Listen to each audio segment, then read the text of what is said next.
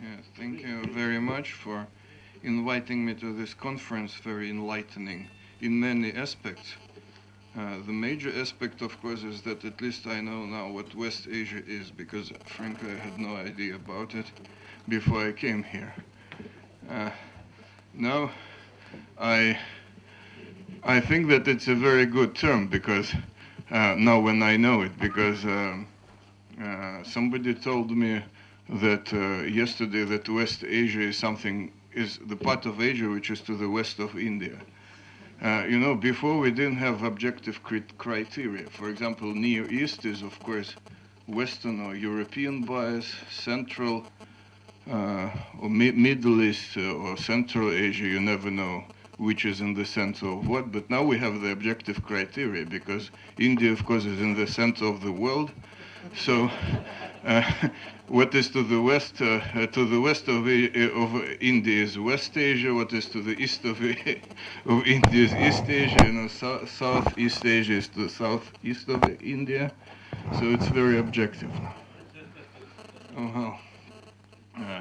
So I'm going to speak a little bit about uh, what our country is doing, Russia in this region. So following the collapse of the Soviet Union, Russia began participating somewhat less intensively in the affairs of West Asia, particularly in the Middle East. In the early 1990s, Moscow was in almost complete agreement with Western actions in this region. Later, especially after the pro-Western foreign minister Andrei Kozyrev was replaced in 1995 by a Middle East expert Evgeny Primakov. Even when Moscow disagreed with the actions of the United States and its allies, it preferred to express those objections verbally rather than through other measures. And a good example is the war in Iraq in 2003. But this situation changed with the start of the so-called color revolutions in Arab states that promoted Russia to step up its activity. Moscow viewed those revolutions as a serious threat for several reasons. First, they undermined the political stability of Arab states, many of which were partners with Russia. Second, the resulting chaos often enabled radical Islamists to gain significant influence and to work through their supporters to destabilize the situation in Russia itself and in its allied states in Central Asia. Third, the Russian leadership projected developments in those countries to Russia itself and became fundamentally opposed to any unconstitutional attempts to seize power.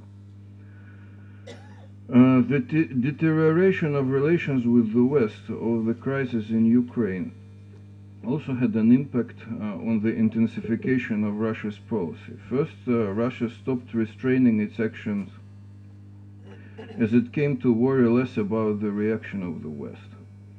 Second, Moscow began viewing Western actions in the region, and particularly in Syria, as part of a broader policy to encircle Russia and deprive it of its traditional partners. So, responding to these circumstances, Russia initiated a new policy in the region that can be summarized in several points. First, provide military support for the government of Syrian President Bashar Assad so that its forces can improve their standing and restore control over the entire country, or at least over a substantial part of it, and thereby give Assad a stronger negotiation position. Second, provide support to Iran and its allies in their efforts to support Assad. In this regard, Russia viewed the nuclear agreement with Iran as an important victory because it paved the way to expanded cooperation with Tehran and for possibly making Iran a member of the Shanghai Cooperation Organization. Third, expand cooperation with Iraq, that is also struggling with ISIS, and that is in fact an ally of Iran in this respect. Fourthly, expand cooperation with Egypt, whose leaders are unhappy with Washington's policy of supporting the Muslim Brotherhood government. Fifth, Russia initially tried to conduct a balanced policy by not breaking off relations with Turkey and Saudi Arabia, and even tried to play to the growing anti-US sentiment in those countries. However, the increasingly distinct Shiite-Sunni confrontation in the region tends to escalate tensions between Russia and those countries. In this sense, Russia's break with Turkey was not a chance event. At the same time, Russia is trying to preserve relations with Saudi Arabia, and Moscow's recent offer to mediate Riyadh's dispute with Iran is part of that effort. However, that is not an easy task, given Saudi Arabia's tough stance toward Assad and Iran, as well as its willingness to assist the US in lowering world prices in order to undermine the Russian economy. So the result is a system of cooperation between Russia, Iran, Iraq, and Syria in opposition to Turkey and Saudi Arabia and their allies. This is not a formal alliance, as a number of other complex factors are also at play. For example, Moscow has good relations with Tel Aviv, that is probably does not want to sacrifice, even though both so all parts of the conflict between, meaning Iran and Saudi Arabia, do not like Israel very much. For its part, Israel considers Iran and Hezbollah, that receives support from Tehran, as greater threats than even ISIS. And Egypt, an important partner to Russia, cooperates with Saudi Arabia in Yemen. Relations with Ankara are also important for Moscow, and it would be difficult for Russia to completely sever cooperation with Turkey. There are also Muslims in Russia. Well, there are different figures, but possibly about 10 to 12%, and most of them are Sunni. So one should take into consideration their possible reaction. Actually, it's very interesting because I just read some figures on Russian Muslims.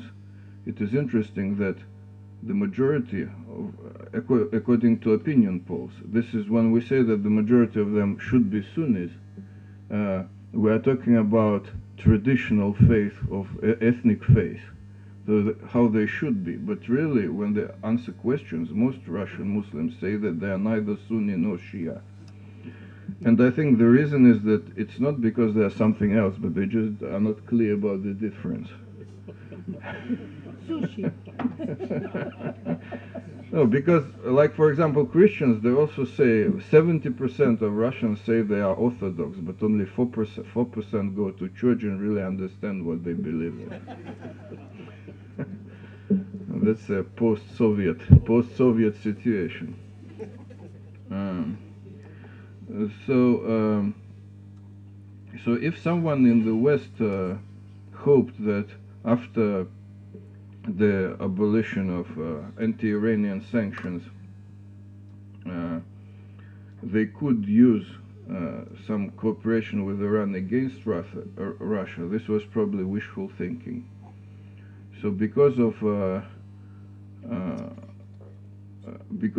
everything I was saying, that Russia is becoming actually closer with Iran. It signed a military agreement in January last year, and it supports Iran's post-membership in Shanghai Cooperation Organization, and it agreed finally to sell the S-300 system, anti-aircraft system, which it refused to sell in 2010 under the U.S. pressure, and there are also many other similar events.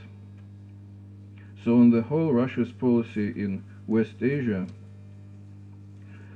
dovetails well with Moscow's larger policy of creating partnership with independent non-Western players on the world stage, including China, India, Brazil, and South Africa. Iran is fitting addition to their ranks. Well, I also wanted to say some words about the discussion we had yesterday about how the radical Islamist threat could be dealt with. Yesterday, some people said that it is difficult to fight it by force because it's an ideology. And I remember, well, yesterday Mr. Vice President quoted Trotsky. I was very happy about it. He's probably, well, not many people remember Trotsky in Russia, but I'm very happy that in India some people do. So I'm going to quote another great Soviet leader who also said, talking about Nazism, that you cannot deal with Nazism by force because it's an ideology. This is Mr. Molotov, who spoke after signing Molotov-Ribbentrop Treaty.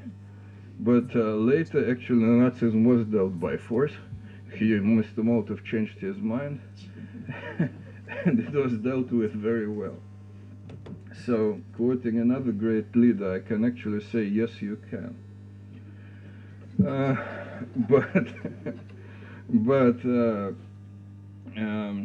Of course, this is not enough. Force is not enough, and it's much more difficult to deal with with radical Islamism than with Nazism, because Nazism was not that much popular worldwide. It's difficult to explain because it's radical nationalism, not an internationalist teaching. So the reasons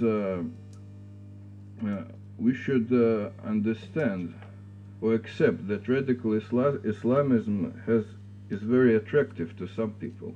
It has kind of soft power. And we should also understand where the soft power comes from. It comes from rejection of Western civilization, which it sees as sinful, basically, and wants to destroy it. On the one hand, it envies wealth, and on the other hand, it rejects Western morality. That's why, by the way, many young Muslims go to the West, but at the same time, after living for some time in the West, in Europe, for example, they join the ranks of ISIS.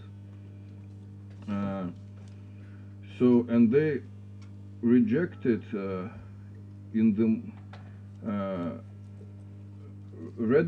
this rejection they actually share with most Muslims, and not only Muslims but also Christians. So, but there are different forms of rejection. I can dislike something, for example, but it doesn't mean that I want to kill people who like this. So this would be moderate people. But radicals would like to kill everyone who disagree with them.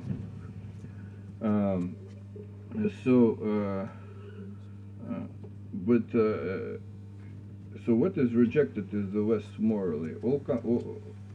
The problem is that Western civilization turned away from its religious foundation. It rejects everything that Christianity stood for example. And here Christians share, real Christians share the moral values with the majority of Muslims, because they both are people of the book, as Muslims say. So things like increasingly vague social role of men and women, euthanasia, surrogate motherhood, same-sex marriages, and the like are not very popular among most religions in the world. So what can be done about it? And I'm thinking, if we had some kind of historical precedent, and I'm thinking of communism, because communism was another it's not communism like in China. China is actually not communist at all, in name only. But the real communist, but the real communism actually rejected the existing civilization and wanted to create a new world and a new person. So how was this problem dealt with? Very easily, in words, of course. The radicals were fought against, but the moderates were engaged. Moderate demands of the workers' movement were accepted by the elite. And we see the result. The welfare programs, for example, were taken, were adopted. Workers' hours were limited, and the moderate Labour Party were accepted by the political elite. And this, by the way, on the one hand, you can call it a concession, but on the other hand, it made society better, actually, and more just. So can you do it now with Islamism?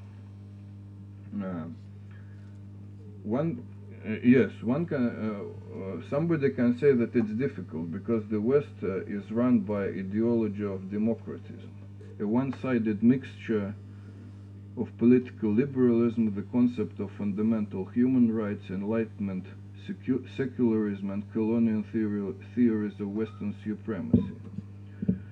But it will done sooner or later, I think, because of demography. I mean, Western societies are bound to change. I mean, there are now already 10% of Muslims in France. What's going to happen when there are 30% or 40%? I think society is going to change, and these concessions were going to be made. Otherwise, if they are not done, then or before that, there will be a long period of conflict. Well, thank you very much.